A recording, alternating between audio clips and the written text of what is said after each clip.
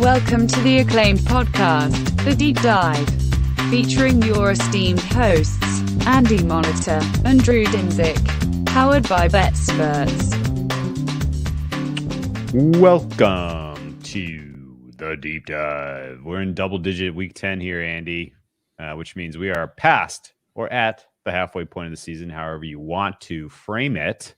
And honestly, I don't think we're much closer to knowing who's going to the Super Bowl, even now 9 weeks are in the books, particularly in a very crowded AFC, AFC contender field where I mean, 1, 2, 3, 4 teams are eliminated out of 16.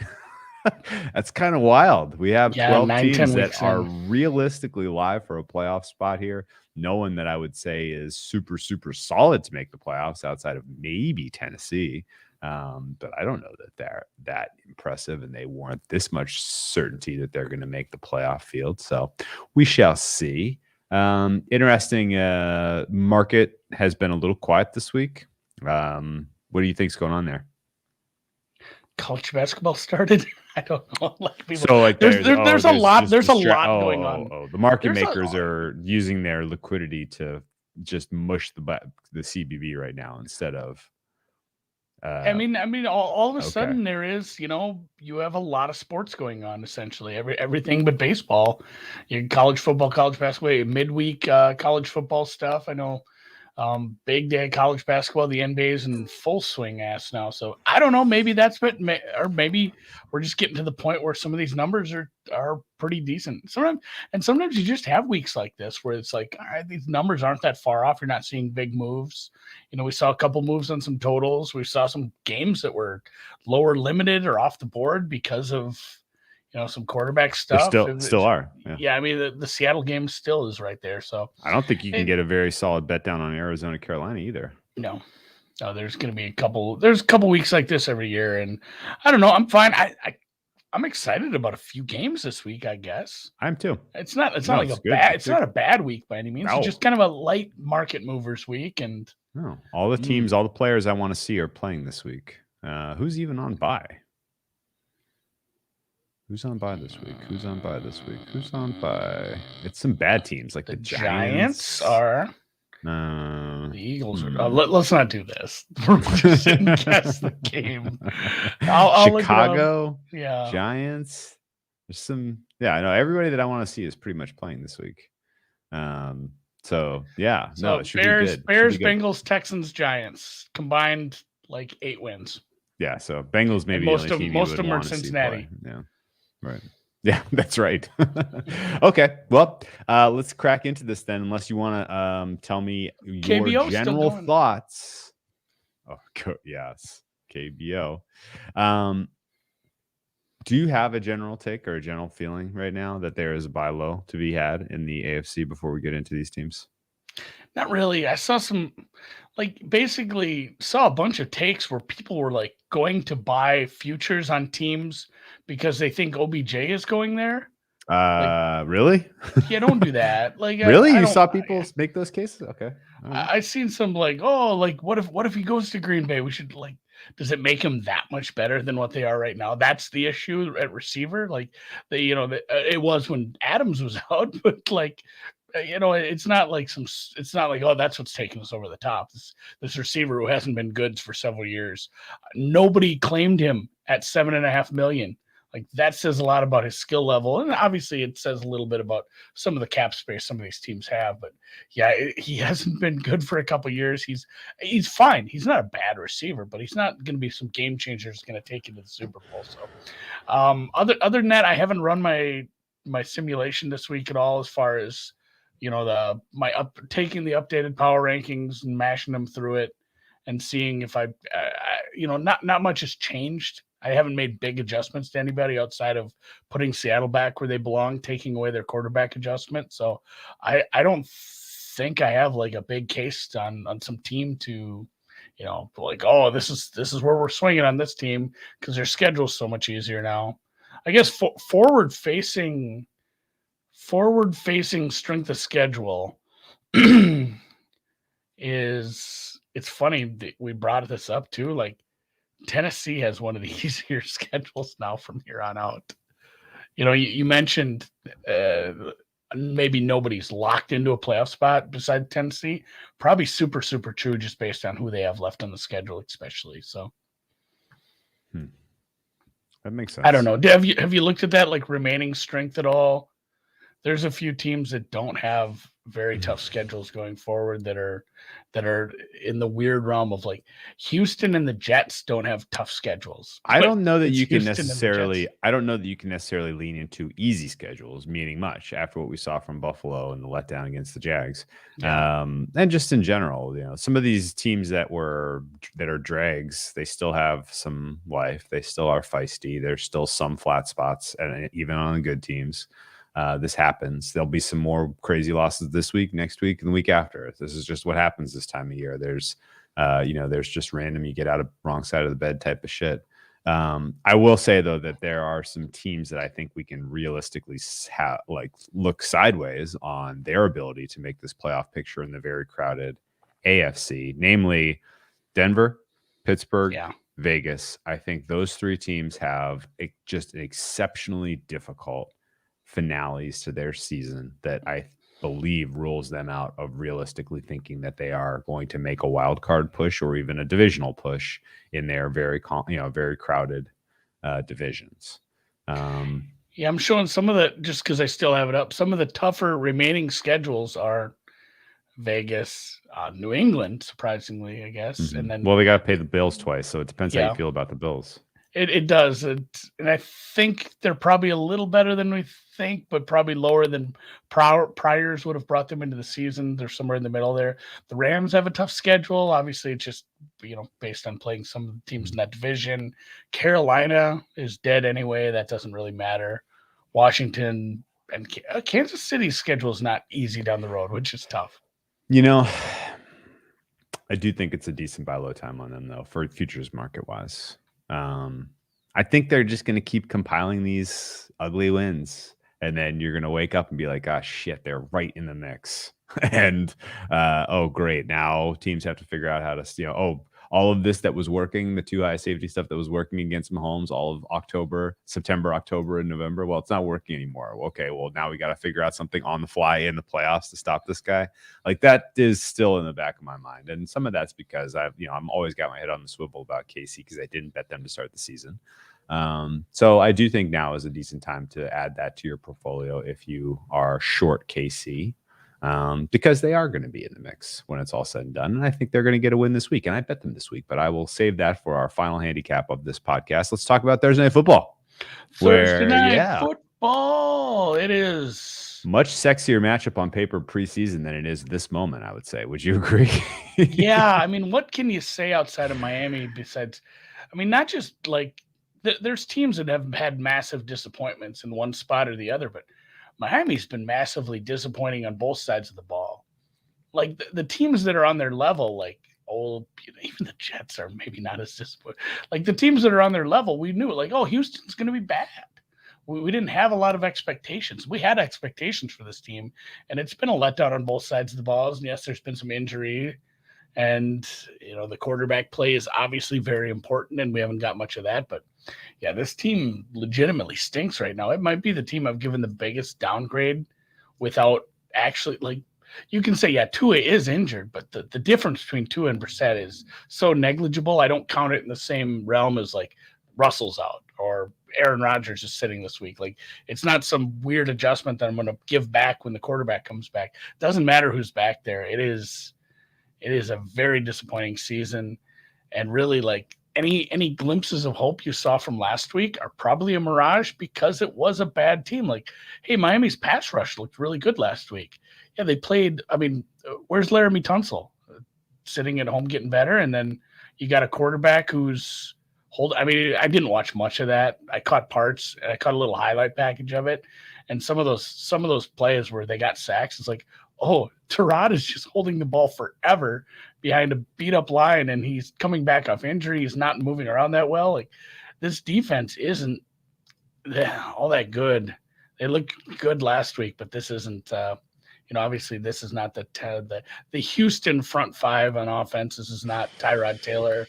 Like this is an ugly Thursday night game, and this is going to be the opening end of so many teasers. Is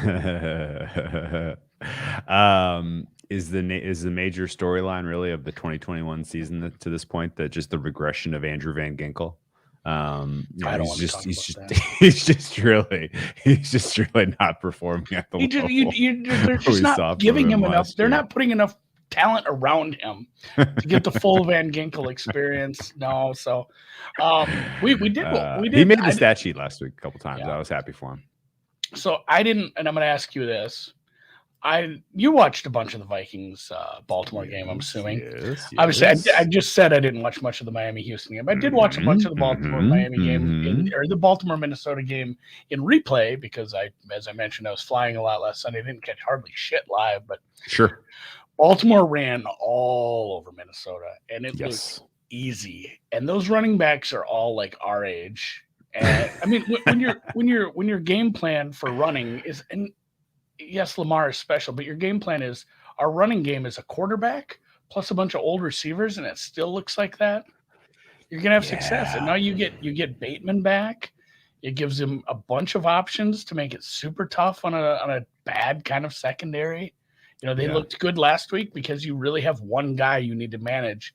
Here you have multiple passing options, just like real bad matchup if the Baltimore offense is starting to click both through the pass and the run like this. Mm-hmm. Like I'm if you made me bet a side, I'd probably lay it on the road, and that's not something I like to do, especially on a short week. Short week, much better coach.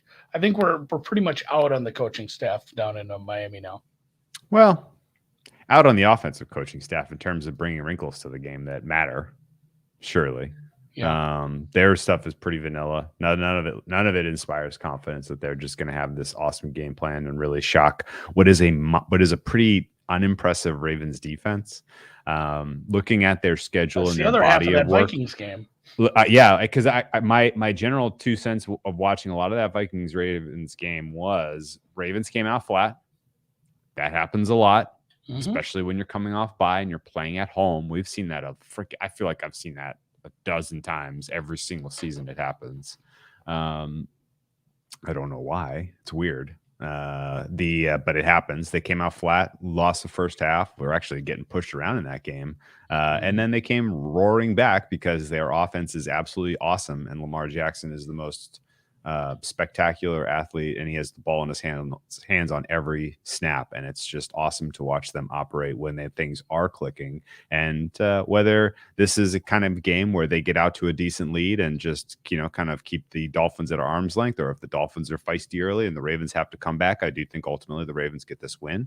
I didn't make a play on this game. I completely echo your thoughts that this is a teaser, like laughably great teaser leg. I mean, I can't imagine that anyone that plays advantage teasers isn't going to have this combined with the Browns and with a couple other the plus 2.5s that take them out to 8.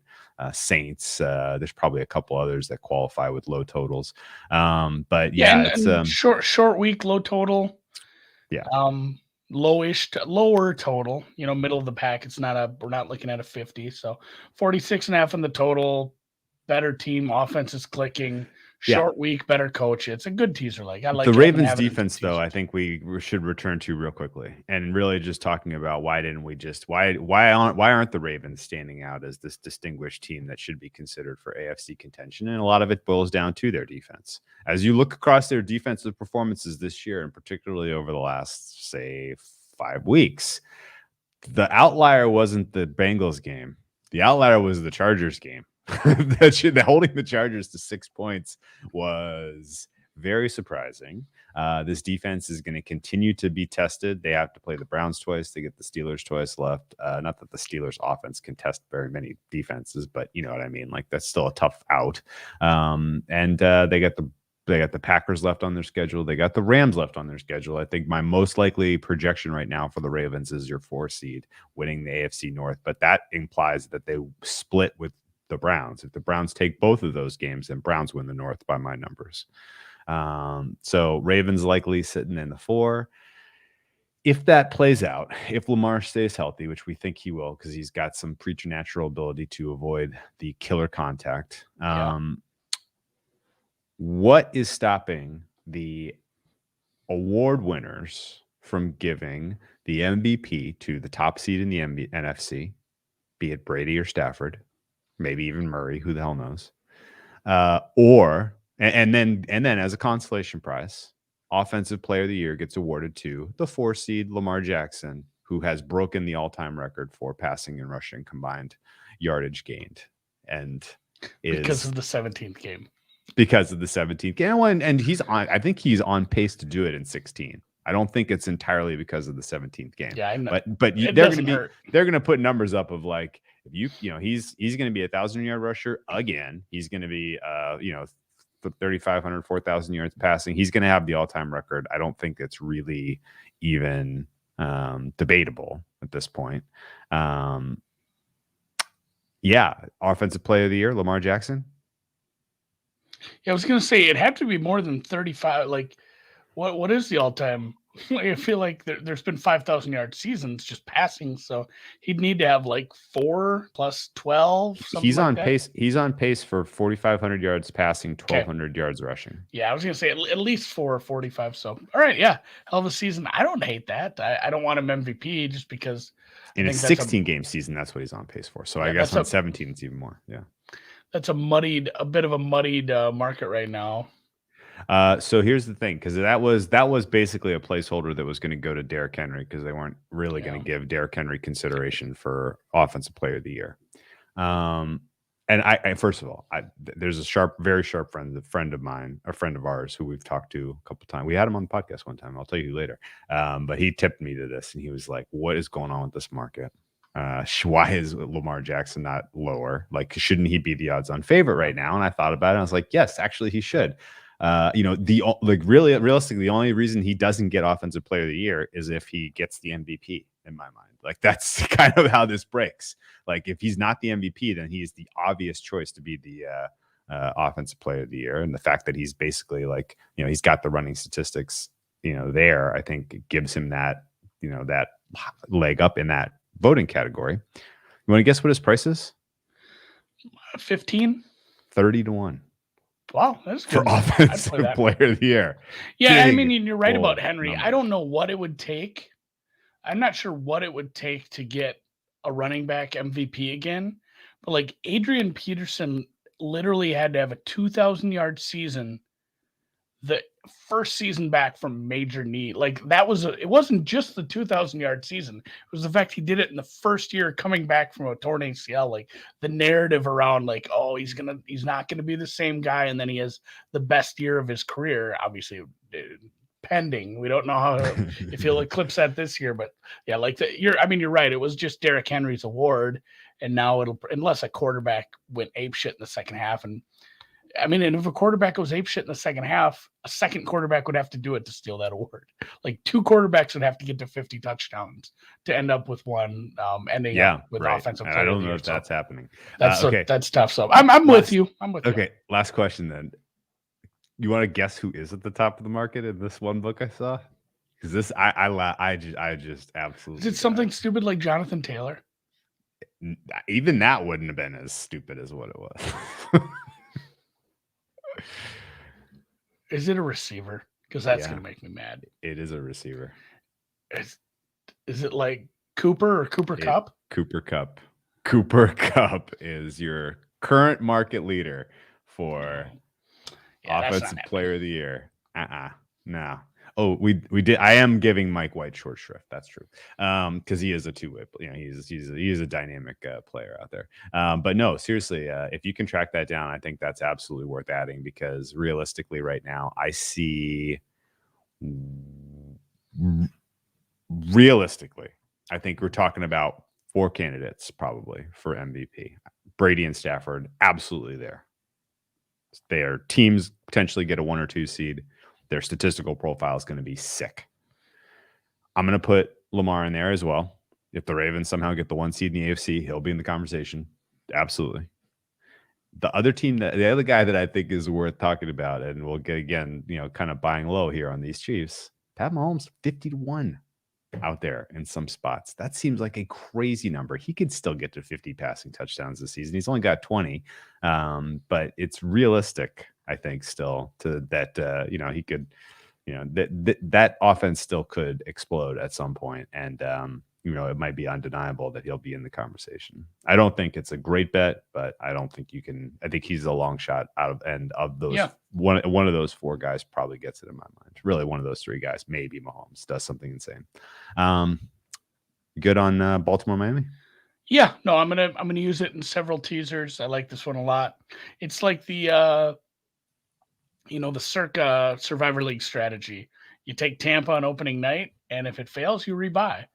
And if they don't cover the teaser because the weather's bad or something weird happens or have an injury, then you just redo all those secondary teasers with the legs you liked from the weekend. So yeah, Atlanta, Dallas. Is that what next on the? Or excuse me, not even close. Jacksonville, Indy. Jacksonville, Indy. I have some Wentz takes. Okay. So he's getting healthier. He had 2 super messed up ankles. He looked uncomfortable that first game.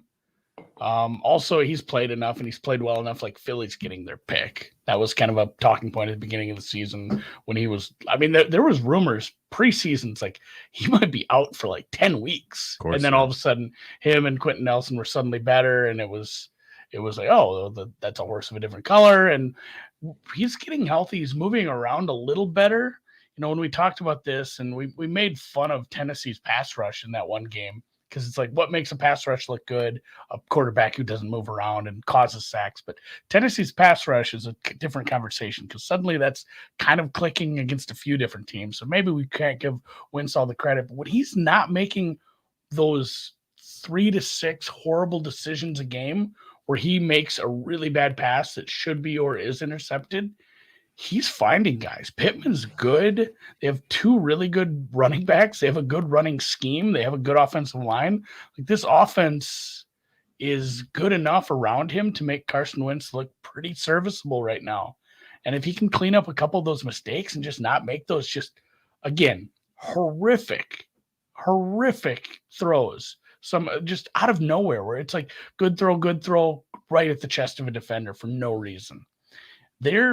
It's a 4-5 team right now, but this is like a team that can, again, there's a 19-way tie at like 4 and 5 wins in the NFL. We talked about this with our power rankings off the air a little. It's a team that can sneak their way into the playoffs yet, because anybody who isn't just a shit-ass team with 1 or 2 wins kind of can. So Wentz, playoff quarterback all of a sudden. And I think a lot of it is just the rise of Pittman, Jonathan Taylor being where did they draft him? He was a 2nd-round pick, top of the second. I was going to say 2nd or 3rd. It was like early 2nd, wasn't it? Like let's say round 2 pick 8. Yeah, like I think there was a couple right at the beginning of the 2nd round there, and it goes to show. I guess first, it's funny how we make fun of 1st-round running backs, and that pick was like 6-8 teams later. Sometimes it works out, but the weapons around him are making this offense look decent. Defense leaves a little bit desired. It was hard to pick through that game though, because the Jets had a lot of garbage time, but at the same time, the Jets moved the ball when they were still within a decent win probability. It wasn't like the game was out of reach immediately. They still moved the ball when the game was competitive, but obviously some of those Jets points were against a pretty big deficit. Oh, I was way off. Taylor was round 2, pick 9. 3rd running back taken after Clyde Edwards-Helaire and DeAndre Swift. Taylor was 3rd. I agree with your general philosophy, your general takes. I think Indianapolis will be in the mix in January for a playoff spot, but they're going to need to continue playing absolutely clean football. I think your points were all fair. Their schedule is relatively easy. They get a game this week against the Jaguars. They get a game against the Texans left. They get a game to close the season against the Jaguars. But there's some stumbling blocks in there. Bills, Bucks are in there. Patriots off their bye week is going to be a tough test. The Cardinals are in there. So they do have to play some elite teams left. they're going to need to show up and play well in those games. And I think ultimately they probably finish in your 8 or 9 seed in the AFC, just outside of the playoffs. And that's fine. I mean, for what they are, they may have something going forward with Carson Wentz as he continues to, find his role in this offense. And as they continue to put good weapons around him. He's got some good chemistry with Michael Pittman. He has the most dangerous play in all of football, which is the underthrown pass interference. Yeah. That he can Ben, go to that Ben whenever took a he needs page out it. of that Yeah. book. And Well, I yeah. mean, you're right. The thing is, you do have to keep it clean, and you got to get some of those coin flip wins because there are so many teams to pass. Right now, the Titans and Ravens are holding down the 1 and 2 seed. Obviously, the Ravens probably fall back a little. Just that defense isn't going to lead them to a 2 seed, I don't believe. But the Chargers are your 3 seed right now. The Chargers have 5 wins. The 4, 5, 6, 7, 8, 9, 10, and 11 seeds, if you want to call them seeds, even though they're not in the playoffs, also have 5 wins. So you have just a big mismatch, which you could pass. And the nice part about that is too, you can pass a bunch of teams at once if because it's close.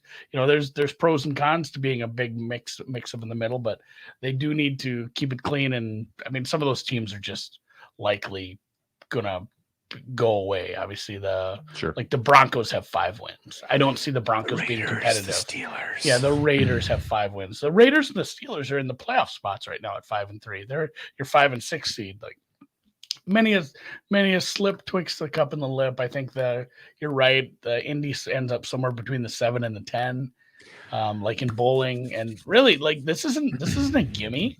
You have these weird spots where you play 2 shitty teams in a row. Sometimes you see a little bit of malaise. Jacksonville, actually, I talked about Hines. Buffalo Bills just did this. maybe that's a good cautionary tale for Indy, who is, again, just like the Bills, a double-digit favorite here. And, I just mentioned how much I liked what we saw from Taylor and Hines, not only from talent, but the scheme, the blocking, the wide receiver blocking, a little underrated. Like the downfield blocking for some of those long runs was great.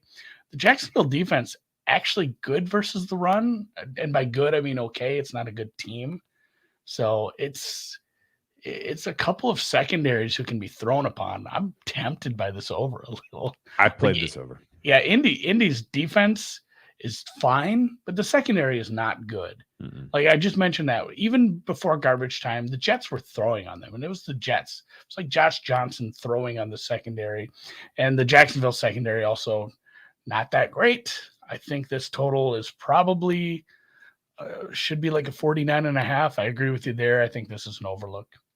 Yeah, both of these pass defenses are suspect. Jags running defense a little worse than league average. And I think it's the bright spot of the team, though. I know it is. My projected score is 31-21. So I'm at 52 points. I played over 47. It's market's coming with me. We're looking at 48 market wide right now. So that's I can still see a 47.5. I might jump on this. Okay, with cool. You. Because I didn't 100% realize you were on this. I talked myself into it, and then you're on it too. That was a good feeling for me. Cool. So I might jump. No, on and it. I agreed with your handicap exactly. I think the team play. Yeah, the Jaguars realistically, like their passing offense should have a nice day. This if Josh Johnson can do it, why can't T-Law really? And the Jags defense, after holding the Bills to 6 points, they are probably going to be feeling themselves a little bit. Let's be honest. They're going to come in a little bit, oh yeah, wow, we just held the Bills 6 points. We're great now. And I think they're in for a hard lesson against a very physical Colts offense. And it's in a dome, so we don't have to worry about weather. So over. Nope. Over. Yeah, that's what kills boxes. us. All Checks right, Cleveland, New England. Didn't play this game. Don't know what to really make of it, honestly. I think this is the most important and most interesting game of the week. It's a matchup between two teams that is enormous high leverage. And realistically, we talked about this on the Sunday podcast. The Patriots opened up as 3-point favorites, and we were both apoplectic. I could not believe it. I cannot understand how you can go from this big of a... This was a huge swing from the preseason look ahead. The Cleveland was expected to come in here as about 3.5 point favorites, depending on where you looked. And rather than that, the Patriots were 3-point favorites. And yes, the Patriots have made meaningful strides forward this season. They've seemingly gotten better week in, week out. And in general, it's clear and obvious what Belichick is right now as a head coach.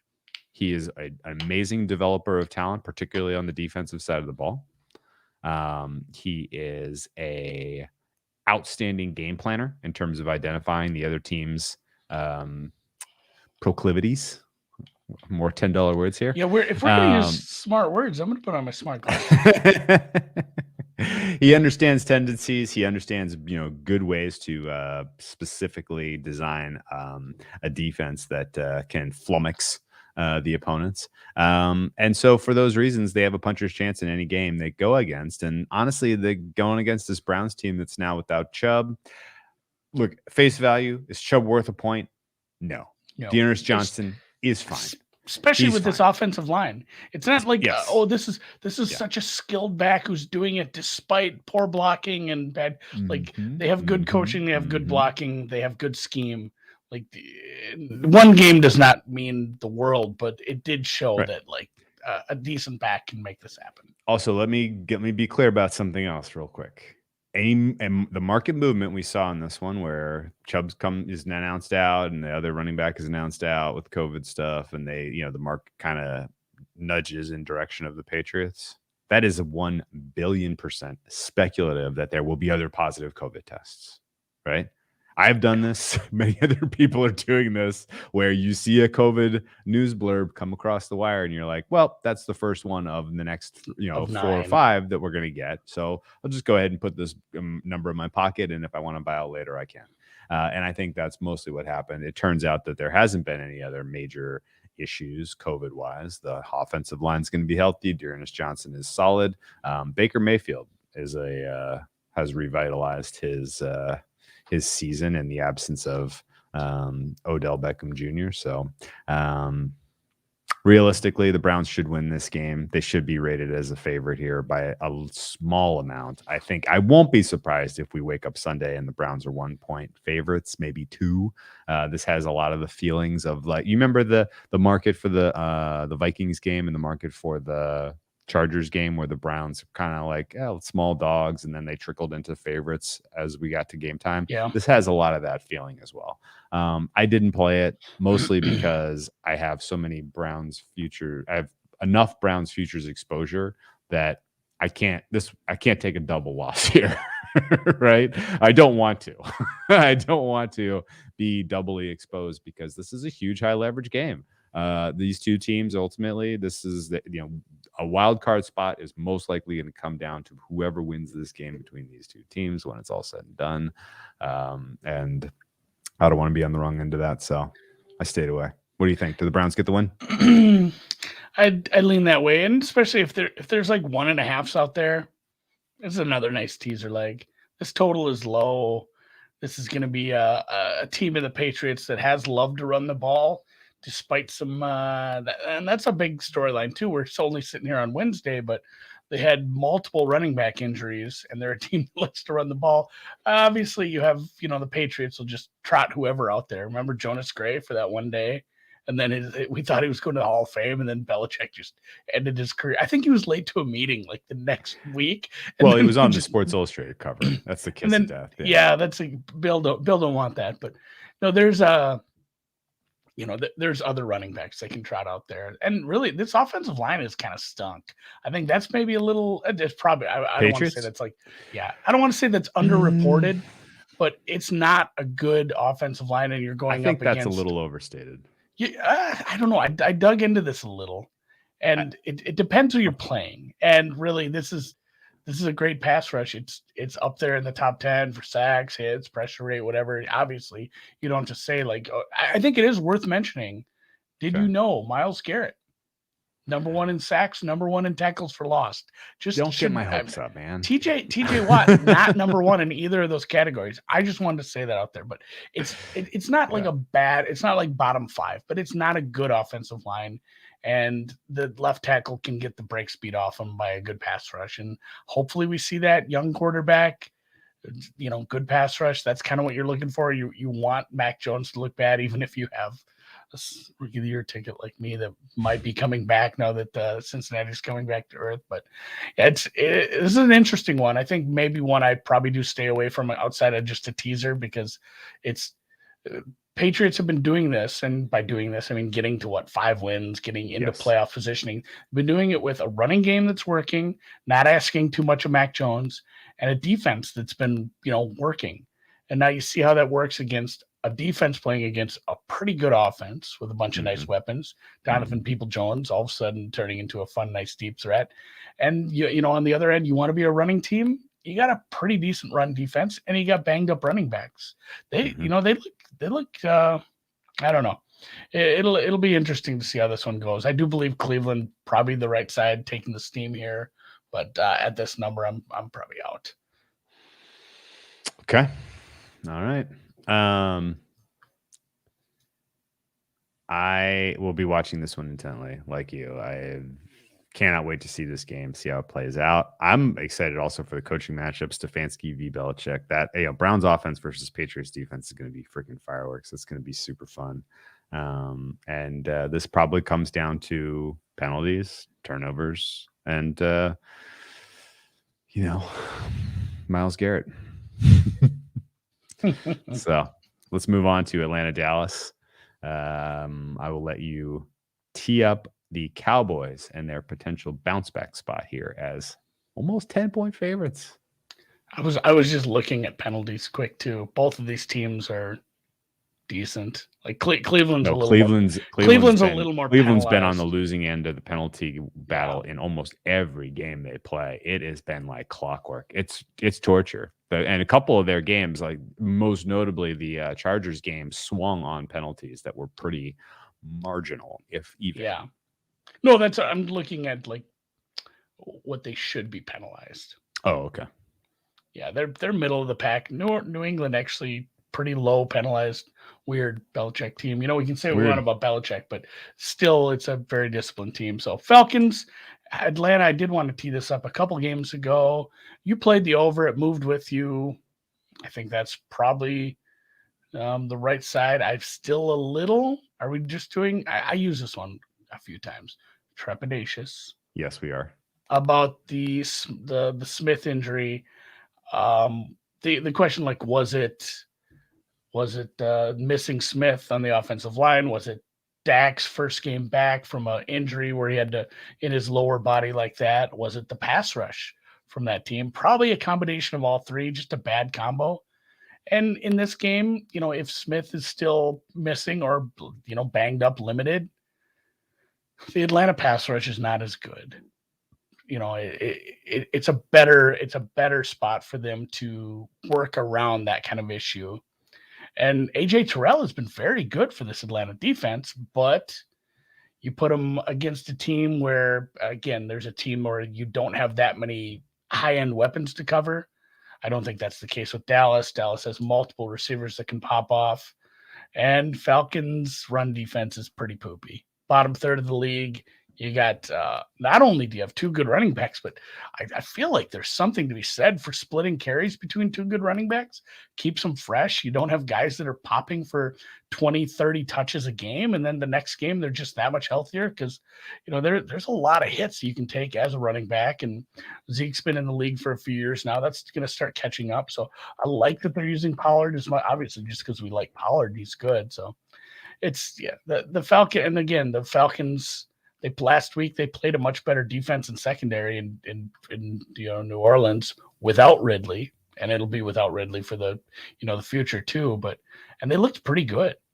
So playing a worser defensive secondary with Matt Ryan playing well again. He had the one off week, but 4 out of 5 weeks now with good results from that offense. Obviously using the rookie a lot more, and it's the Dallas defense maybe coming back to earth. The pass rush looked good at times, but to give up the big chunk yardage they did to a game manager like Teddy, that was concerning if you're a Dallas backer, lover, fan at all. So I think I lean with you towards the over. The only concern is if it really was oh my God, we need Smith at tackle and we need Dak to be moving better, and this Atlanta pass rush starts to get home and Dallas's offense is stymied again, then I'm super worried about this. Okay. That's reasonable. And is there a case, if you like this over, is there a case for Atlanta getting, like, if you can get a 10? Yeah, there is. I don't know really why this is as big a number as it is, but I also don't have the stomach for much Atlanta. So I didn't even really give it a two thoughts. No, I mean, we made that joke last week. Like, we can't bet Yeah. Atlanta as a favorite. No, I mean, they were 7-point dogs last week. That was an insane number. 2 weeks, yeah. Excuse me, yeah. But even last week, like 7-point dogs against the Saints, like I really didn't consider it, even though that was an insane number.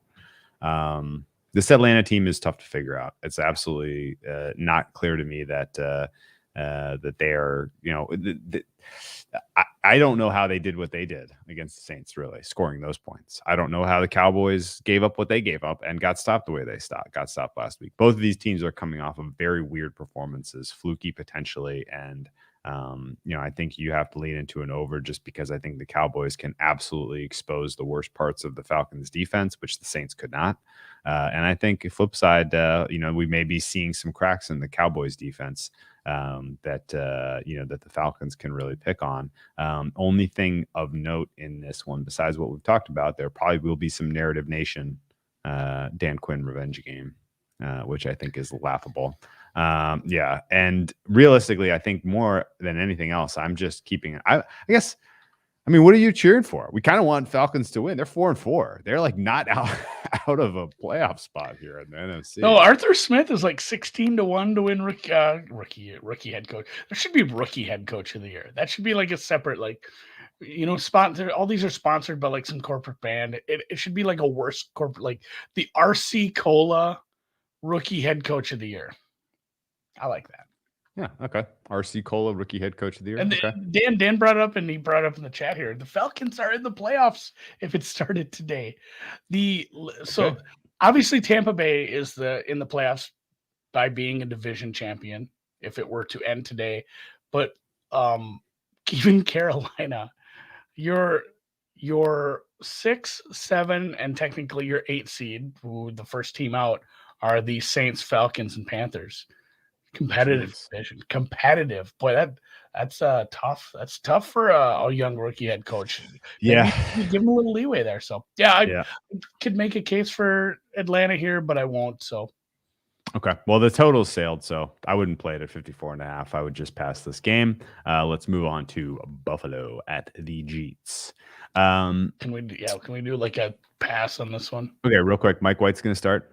Jets, if he plays as well as he has played through 1.5 starts, then Bills are going to have a little bit of feistiness on their hands. 13 points is a lot for a Bills team that looked completely lost offensively last week. I don't know what that was all about, but there is a pretty high likelihood what we saw from Josh Allen last year is not what you're getting this year and won't get it this year. And he has taken some sort of weird step backwards, not all the way to his 2019 level of performance, but certainly not giving you 2020's level of performance. And I don't know if he flips the switch at some point. Certainly Stephon Diggs is still a threat. Certainly Dable is still calling a good game. They're leaning a little bit into the run, which is weird, which maybe either Dable's trying to balance things out or he's losing a little bit of confidence in Allen. It's tough to say, but Allen has been most effective on the ground this year and has not really gotten it done through the air at this point, which is concerning for a guy that they just invested $175 million of guaranteed money in. Yeah. This is an important bounce back for the Bills because at 5-3, if they can't right the ship offensively, then we really do need to think about, have we been kind of blinded by their one win against Kansas City and lost the plot on how they should have been potentially downgraded from their preseason player? Because their schedule has been fucking cake, man. It's been cake. And we did, we did have to use last year's, we had to use last year's priors. It was a very good team last year. It was a team that made it to the conference title game. It was, you can't discount that, but And then we had those first 2 weeks where Josh Allen looked kind of bad, and then all of a sudden he hit some deep throws, and like, all right, maybe that was just a blip. And honestly, still we're only, it's not that big of a sample to play as many. They are only 8 games into a season. It's only half a season. It's still a very small sample, but right now, if you take the metrics, Josh Allen is like a middle of the pack quarterback, and that is not. The defense isn't what it was a couple years ago. You're not getting that much out of the running game now. Hold on. The advanced metrics on Buffalo's defense would tell you that they are number one in the nation, number one in the NFL with a bullet, and that is entirely a reflection of the easy. Yeah, that's the schedule. Entirely. Like the defense was good because Trevor Lawrence was throwing the ball into the ground. Like, they've played some easy games. Like this defense hasn't been impressive despite what the metrics say. And really the fact that the offense has had some bad games against this schedule is very concerning for this team. So yeah, I'm wanting to lay it with the Jets here. Not lay it, take it. Yeah. But you didn't though. Or are you thinking about it? I'm waiting for 14?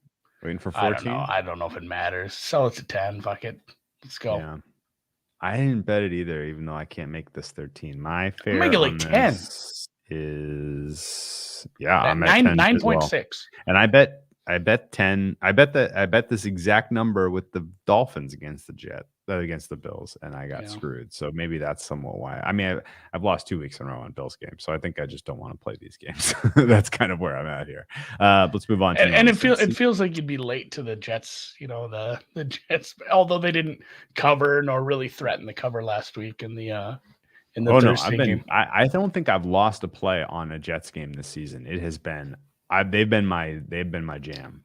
They've been your jam. They've been my jam so far. Even the halftime scope play one on the Jets. That is all with easily. So posted live from the parking lot there. Right. You know what? Actually, we should note we're saying 13. Blah, blah, blah. There has been Jets money today. This is pushed down into like the 11, 12 range. So if you wanted 13, you're not going to get it. I would be blown away if it comes back. WinBet's the only place you can find 13 right now. WinBet is the only place you can find 13. If you want to bet the Jets, if you want to open an account at WinBet, use code BETSPERTS.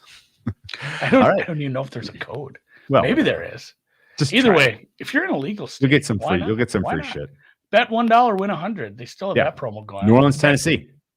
You can bet on New Orleans, Tennessee. A good game. This is a good one. I'm excited about this one. A little weirded out by last week's game. We just talked about the Falcons. You look at that final score, maybe you don't realize the Saints were getting the shit kicked out of them for a good chunk of that game. And they were down by a bunch. It was a weird fourth quarter. That game probably shouldn't have gone over. That game probably shouldn't have been as close as it was.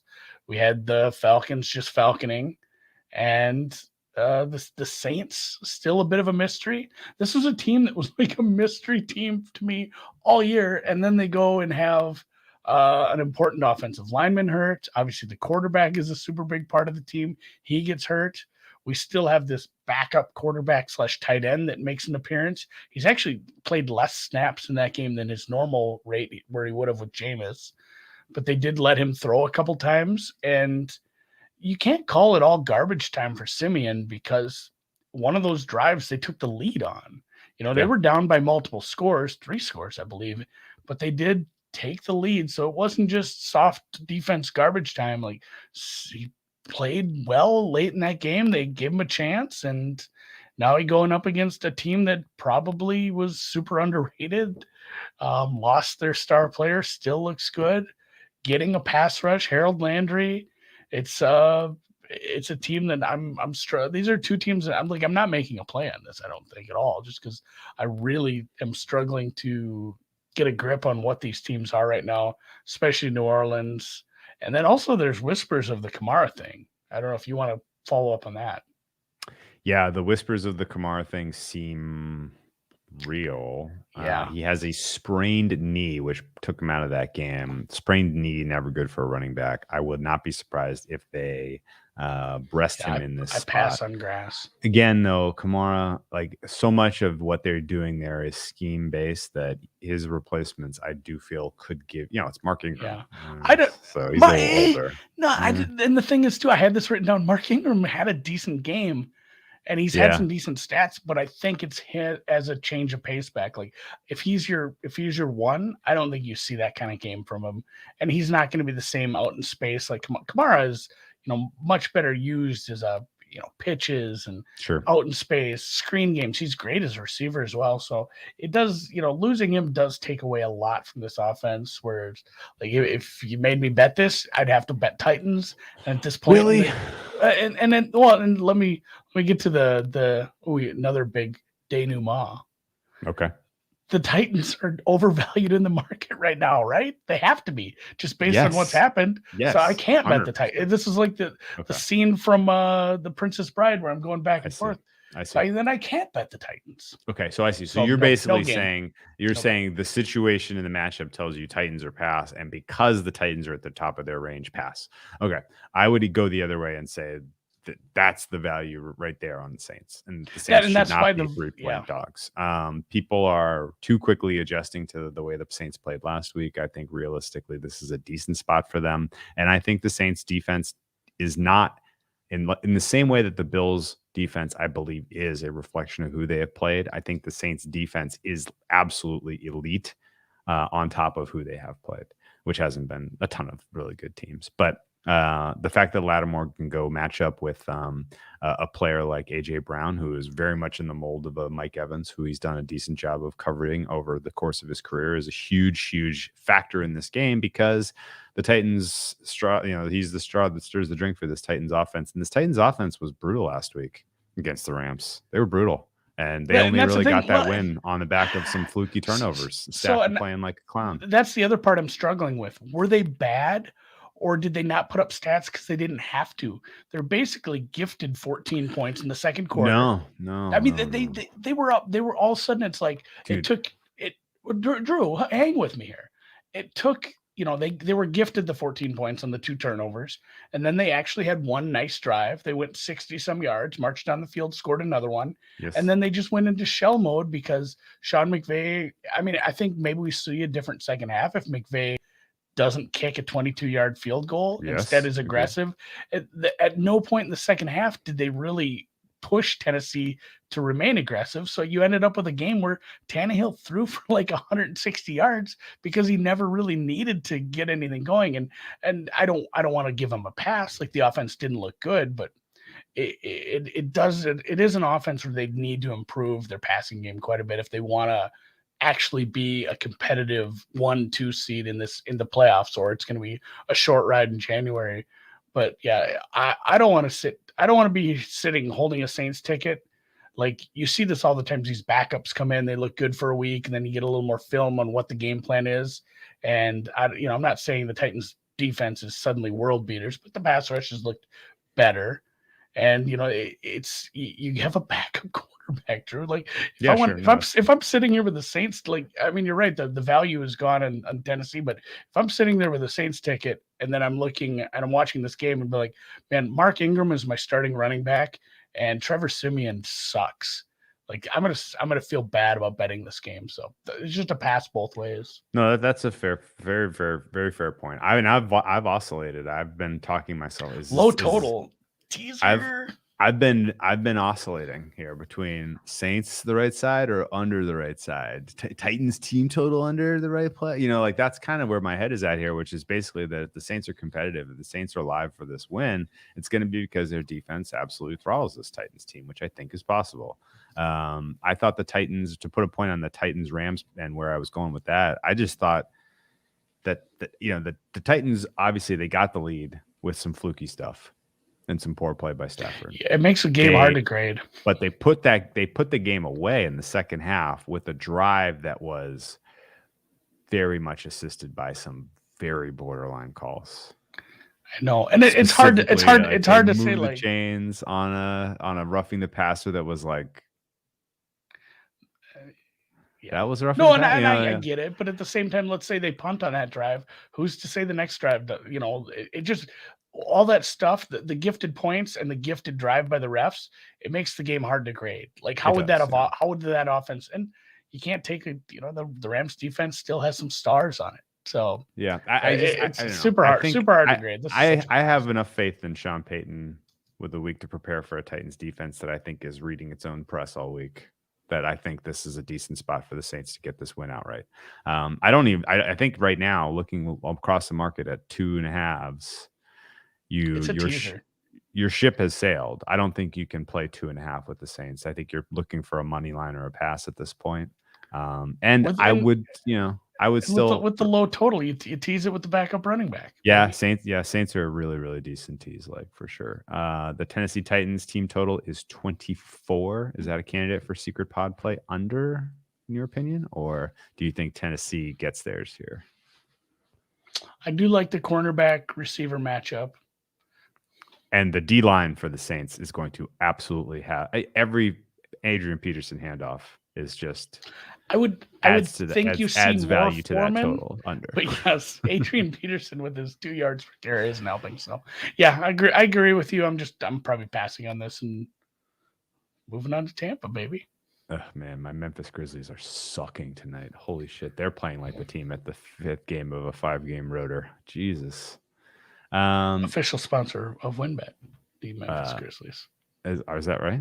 They're partner or something like that. They always do promos with them. So, okay. All right, Tampa. I'm not going to spend a bunch of time on this either because pull their heads out of their asses. This is awful. I just said I wasn't going to spend a lot of time, and then we did 10 minutes on a game I'm not betting. But Tampa, Washington is just this is a 10-point game, a 10-point favorite on the road.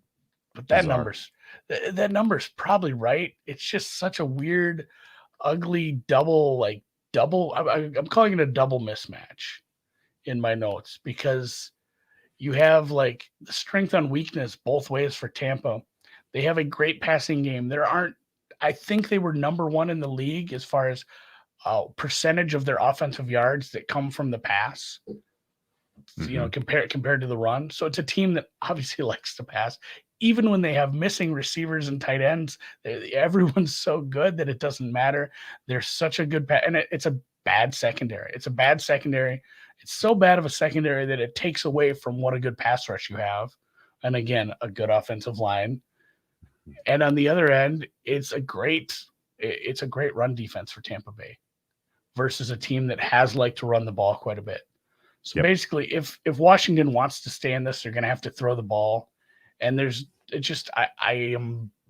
not going to get back in this boat again with the football team throwing the ball against a better defense. I did it versus a bad defense in Green Bay, and they moved nicely. But again, Green Bay was not the kind of team that could stop the run like Tampa. So yeah, no can't thanks. get involved with the Bucks either because the Bucks coming off of a bye, a huge favorite on the road. No thanks, not interested. Also, Chris Godwin looks like he may miss. Certainly, Antonio Brown's going to miss. Gronk may be back. Who the hell knows? But yeah, This is a collect some data on the state of Tampa and what would otherwise be a low spot on their schedule. Bit of a sleepy spot for them on the road, but still mismatches all over the board. That's why you have a double-digit road favorite. So on to the next. Oof. People are kind of touting this as like the Detroit spot. And now you're we talked about missing receivers for Tampa. We're starting to rack up some missing receivers for Pittsburgh. Pittsburgh looked pretty bad in the second half. Obviously, TJ Watt. I don't think he's like an award-winning defensive player, but he's a very good defensive player. He looked good against a team, the most sacked quarterback in the league. I mean, and he's a guy who didn't start the first couple of games. So, or how much did Dalton play? But 1.5, 2.5 games? I'd have to go back and look to really remember. But this is a squirrely team who has been in some games. They almost beat the Ravens. They almost beat the Minnesota Vikings. They had a shitload of stress put on 49ers Packers in week 1. Mm-hmm. It's not a team completely devoid of effort. It is devoid of talent at a lot of spots. And they are traveling to Pittsburgh to play a team in Pittsburgh who is 5-3 somehow. My God. I don't know I don't know what I think of Pittsburgh right now. This is exactly what we said in the preseason, though, is that they're going to be in the mix halfway through and the bottom's going to fall out. And that's still going to happen, but I don't know that it's going to happen this week against the Lions in the wet weather with Goff in his tiny baby hands. So, yeah, his little baby hands are going to have a tough time in this spot. So this was an easy pass, although I get why people are looking for the dog in this spot. Like this is kind of the last stand if you're if you're Dan Campbell trying to rah-rah your way through this locker room, right?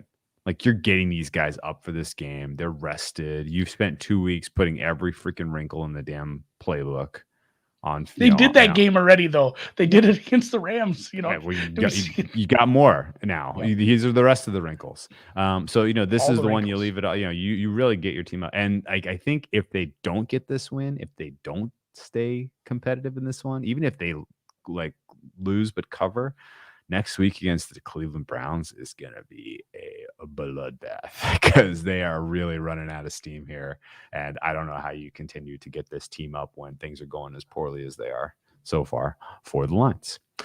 Let's move on. Minnesota at LAC. Interesting game. I played the Chargers at 2.5. I played the over at 51. Neither number is available. Sorry. If you're coming to the party late, I can tell you why I backed those two sides. But I still would play this over. I played. This is one. So God, what's our guy's name out in Washington D.C.?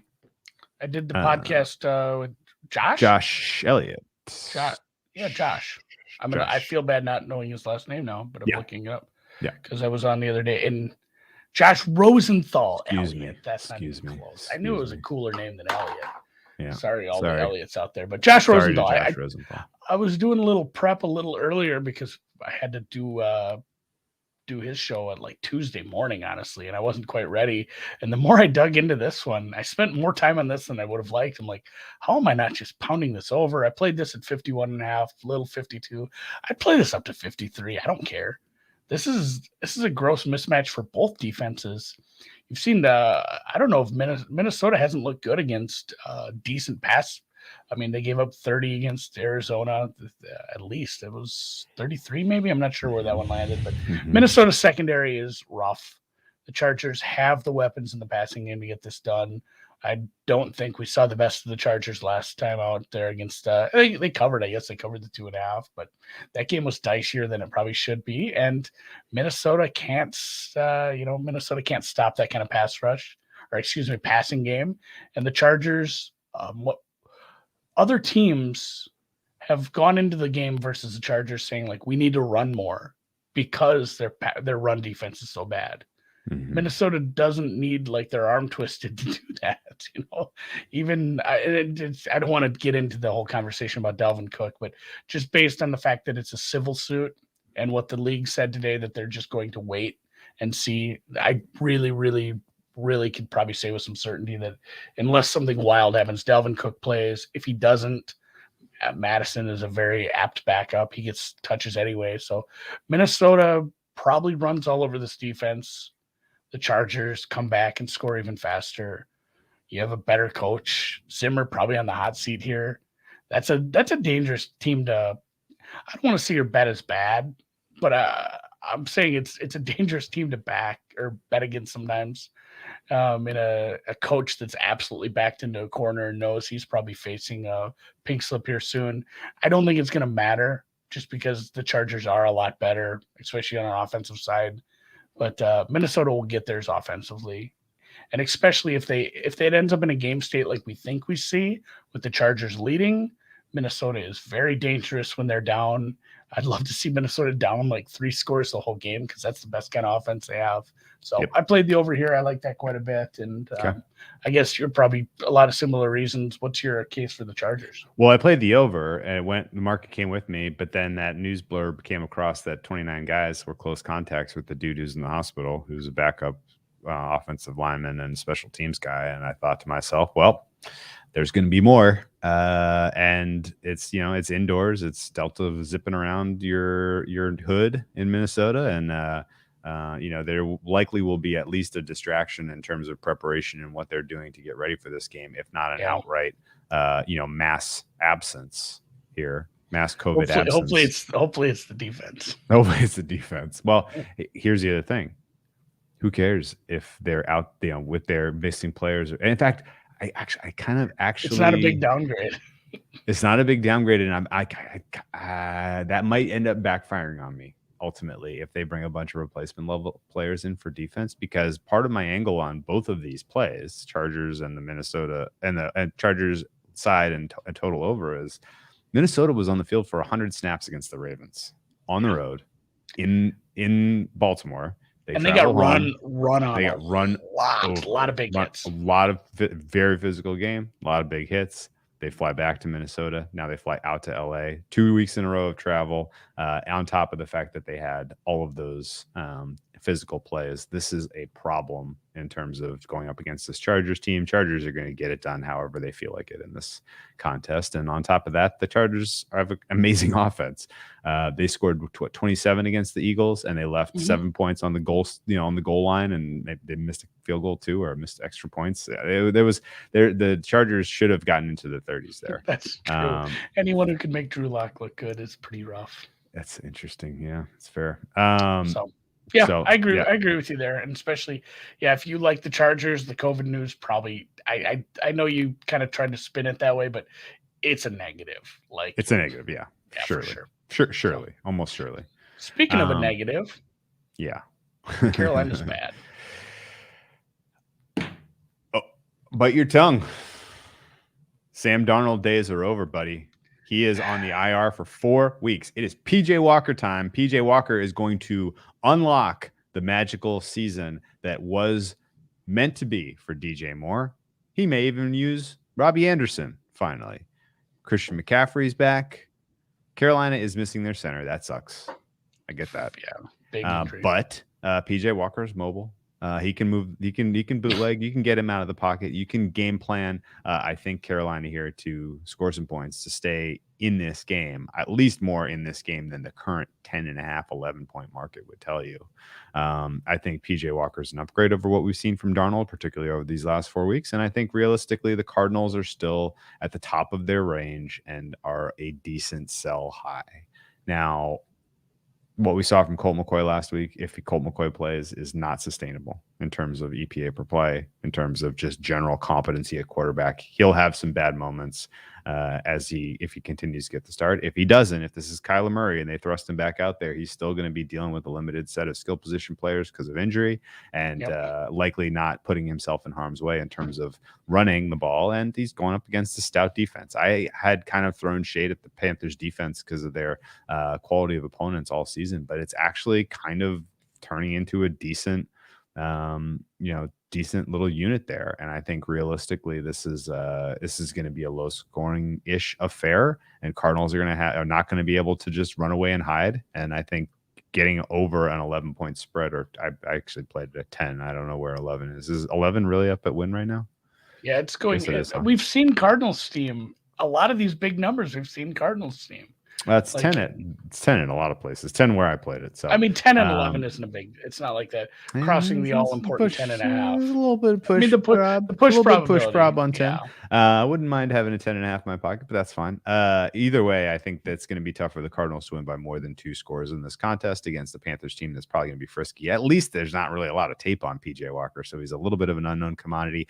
I think this is going to be a closer game than the market makes. I don't think the Panthers ultimately get the win. I wouldn't be worried about playing the Cardinals in Survivor if you happen to be one of the lucky few who is still alive. But I do think this is competitive. Do you think? I mean, how many points do you think the Panthers get here? 17, maybe more than 17. That's probably right. 17. That's their team total. Yeah, that's probably right. I think realistically though, I think Arizona is not getting to 27. Well, then why don't you like this under? It is under low. 27.5. Oh man, I've seen too many times this Arizona team keep their foot on the gas though in a game. That's why I'm scared of both of these. But I do agree. I think Arizona is kind of they're at the peak of their market. They're dealing with injuries. Like it's for certainly a Panthers a pass. Yeah. Okay. Do you think you have any stomach for Cardinals team total under secret pod play? Under 27? 27.5? I'm looking at 27.5 at Bet Online right now. Flat. Sure. We'll just put it in the queue. Think about it. Put it in the queue. Seattle, Green Bay. All right. Can I go first here? You nail this one. Russell Wilson's back. Absolutely. Seattle likes to run, though. Green Bay. Anybody hang out with us Sunday? Green Bay doesn't. Oh yeah, we bet this. Yeah, I already bet at this. 6. That's at 6. That was ludicrous. Green Bay has a defense that is missing pass rushers. It is a defense that plays very, very light box in general. They invite you to run. So on top of having now a capable quarterback back in Russell Wilson, I think what they want to do in terms of minus EV running probably works in this game. Big time injuries across the board for this Packers team right now defensively. And then, you may ask, well, what about the fact that Aaron Rodgers is probably due back? He might come back. That's possible. If that happens, it'll be Saturday night, and we won't know until Saturday. I think there is a way to. I mean, I have a stomach for an under in this game generally. I was just going to say, despite the defensive injuries, the fact that Seattle will probably run because they like to do that anyway, and they're probably going to ease Russell back into the game. And if it's the Seattle running game versus Jordan Love, how does this get to 40? Yeah, that's my thought too. I'm glad. So we bet the 6 on Sunday at lower limits, but like the under is very enticing in this. And if Aaron Rodgers plays, where does this go? Yeah, right. 54. Yeah. Realistically, this will be. So 54.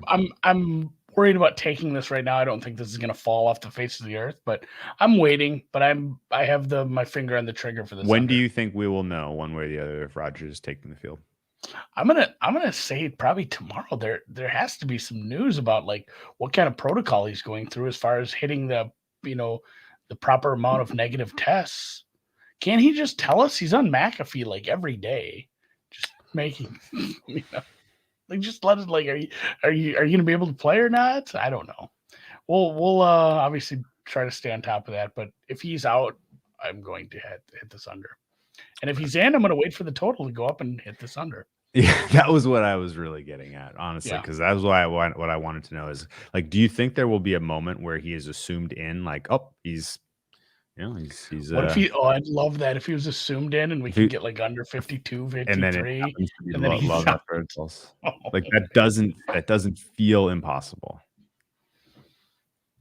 Yeah, and why even tell us if you're this might be. I don't bet a lot on Sunday mornings, but this might be a Sunday morning bet. And then Josh here, he goes through training and final testing Saturday. So I guess I'm never cheering for the virus, but. Any chance that there is a unpublicized shadow suspension and he doesn't play this game, but it's because the commissioner said you're not playing? He'd tell us. Like that's the thing, they can't do that. He's still. Well, isn't it more embarrassing if he gets like publicly suspended? Like, don't you think he wants to do a little brand? He's been doing the brand. I know, but I think he's been doing the brand thing. He'd call Rodgers out. He'd call Roger out. Like they can't do that to him. He's a wild card right now, loose cannon. And they did find the team. Yeah, they find Rodgers like $16,000, which is hilarious.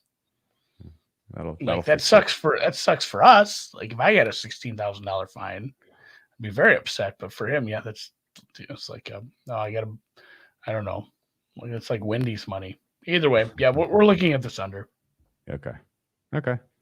God damn it! Not a great betting night for me. I'm frustrated. Don't get frustrated. You know why? There's NBA games tomorrow. There's a lot of games left, actually. Philly, Denver. Philly competitive with the Chargers. Denver very competitive. I looked at that game, still can't figure out how they got to 30 so fast. A lot of it was just always having the ball. And the Dallas offense just offering nothing, and really the 2 late touchdowns for Dallas were very much very, very garbage timey. Like that game should have been a bigger blowout than the final score showed. Denver's still not good though. Like that's it was a nice win for them. It's just I don't know if I can get behind this team as a playoff team. And this is a game I don't have a good grip on. I don't know what were your numbers here. I'm looking at when I make this one. I'm wanting to take the dog here. I'd probably just play Eagles straight up. If I were betting this, I'd bet Eagles straight up. I know we saw some nice things from the Broncos defense, and this is a worse offense than the Cowboys offered, but also, I don't know, my numbers are what they are, and I think that's probably inflating the market a little on the Broncos. Yeah. One of the there were 3 fraudulent defensive performances last week that the market reacted to all 3 of them, and I've gone against them in all 3 senses. The first was the Titans defense being good. No, they're still average. Bet the Saints. The Jaguars defense being good. No, they're still poor. Bet the over. And then this Denver Broncos defense being good. No, they have a very good pass defense. They have some exceptional players in the secondary, but their front 7 is still wildly depleted talent-wise. They played fine in a game against the against the Cowboys, and they were going downhill to a degree. They got a couple of 4th down stops that built a little bit of confidence. But realistically, Philadelphia is going to score on these guys, particularly the way that they can dominate with the run blocking that they bring to the table. You're not asking Jalen Hurts to do a ton. He'll be able to get enough done through the air with the tight ends and some of the scheme that they run that they'll get to 24.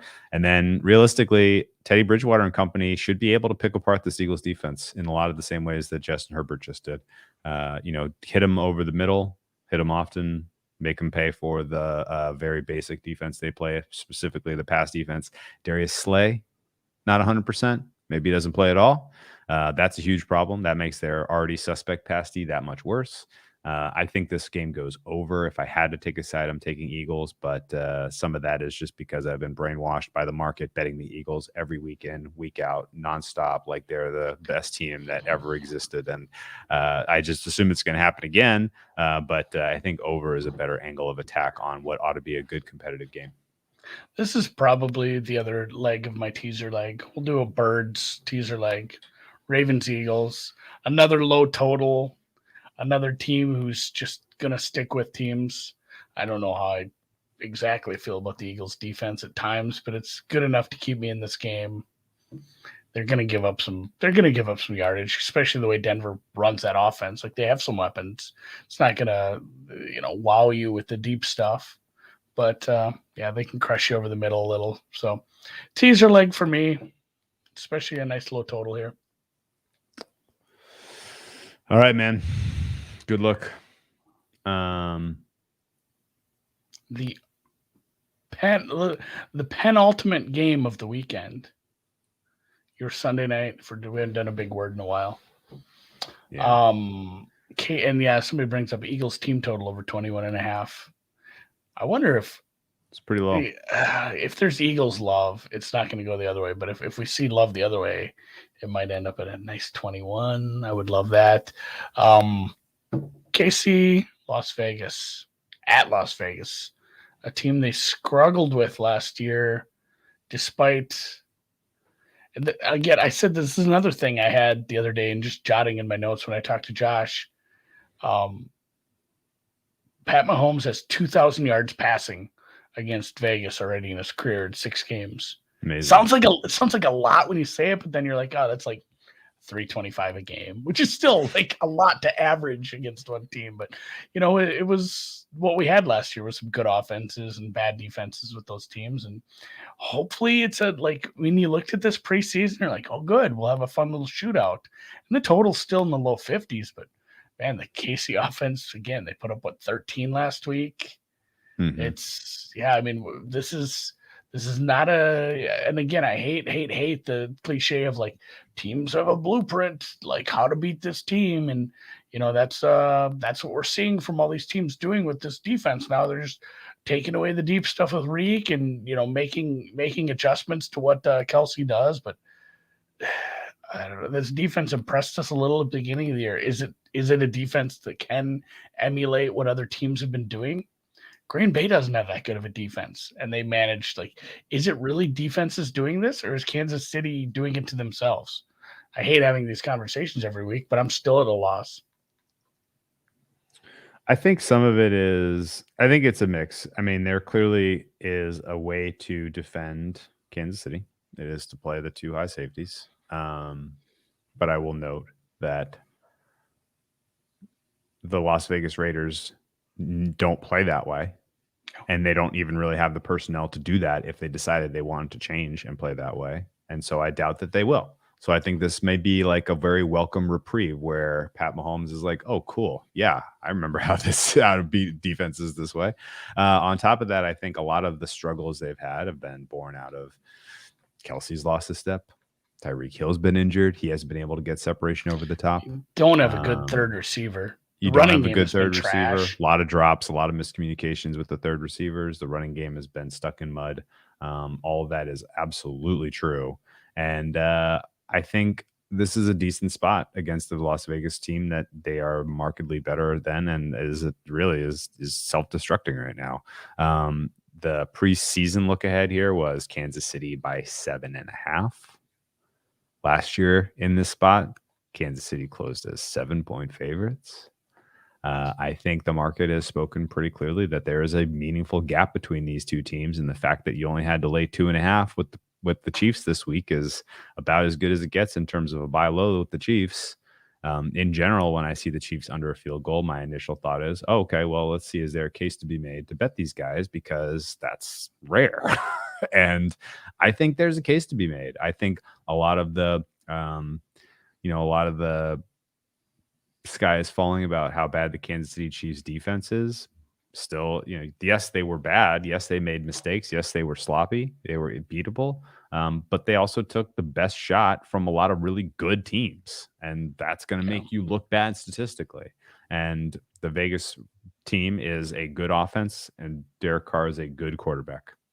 Top half of the league. Will not deny this. And when you have a really bad problem in, Sorensen, you worry about that deep threat ball. And I mean, that deep threat ball is sitting in lockup right now. Yeah, Deshaun Jackson can be integrated real quick. Yeah, I don't know that they're going to be able to, obviously maybe Deshaun Jackson is integratable quicker when it's like, go run a one route, buddy. This isn't rocket science. Go deep.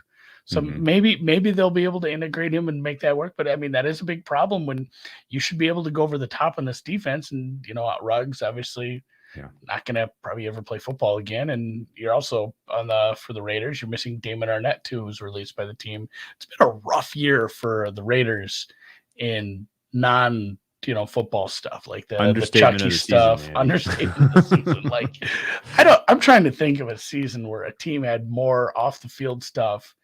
And I don't know if I can do it staying in the league. It has to be like Miami University. Yeah. Okay. That's fair. I can't think of one. It's been a bad year in Vegas, and you can only really rally these guys so many times. And the fact that they played decently well and still lost to the Giants on the road, and now all Kansas City has to do to cover 2.5 is basically win. I don't know, man. I will make this is the right price. I will make one case for them. They have been getting some decent pressure. We didn't think much of this defense. Yes, this defensive front has been getting pressure without blitzing. Yes, that's true. So that would be my only worry. My little devil's avocado there is that if you're able to get pressure on Mahomes without bringing extra guys and still maintain coverage, then he's probably looking for his third receiver, and that's been a problem all year. If you don't win this game, I think it's probably because of that. But I'd agree with you there. So, if you get a 2.5, it's probably bettable. Like the Chiefs, we talk about Tennessee, we talked about Arizona, we talked about some of these teams that are at the top, the tippy top of their range. Like the Chiefs are on the other end of that. They're getting to the bottom of their range. They held the Packers to 7 and didn't cover last week for a lot of the late numbers, Yeah, Packers are rostered differently. Yeah, No, They are rostered exactly saying well to do that, though. That's what I'm saying, though. The market sentiment has got these guys to the point where, it's a decent adjustment off where the number was in the same game last year. And yeah, let's go to war with these guys. Fuck it. Yeah. Okay. I mean, they just got to win. To use the Al Davis, just win, baby. Just right. Morning till I join you, Al. Just win, Chiefs. I think the Chiefs. I don't think this is a Chiefs runaway. I don't think this is a Chiefs blowout.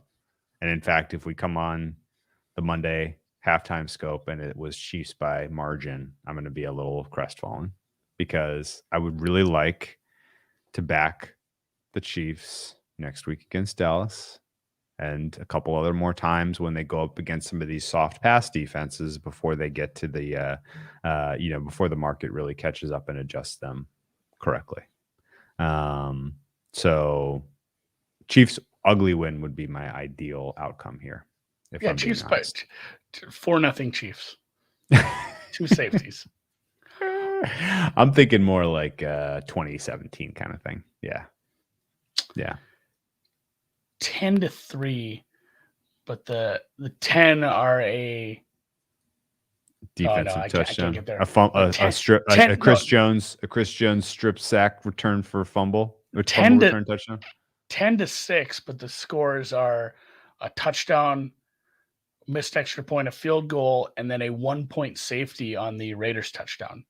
Very rare play. I thought if you return you can have a 1-point safety. No. The extra point return only gives you 1? No. I got to dig this up. There's a way to score a 1-point safety on a play. I think you'd need to fumble the ball and they'd have to run it back and then refumble it on an extra point. Look into this. 1-point safety exists. It's just hard to do. So either way, let's close with that horse shit. Thanks for watching. Thanks for hanging out with us, guys. Secret pod play. You know what? Should we just make it the Eagles? Do you like an Eagles over or a Cardinals under? Titans under or a Cardinals under? Titans under is 24. It's juicy. Cardinals under is 27.5. It's flat. Philadelphia over is 21. It's a touch juicy. God, we needed to do this 5 minutes earlier and put a poll up in the YouTube. Maybe we'll do that next week. We'll keep track and we'll have Dan throw a poll up in the YouTube. Which of those three though do you think should be the fit for official? I like the Titans one the best. Okay, under 24. Yep. Saints defense. Show us how elite you are.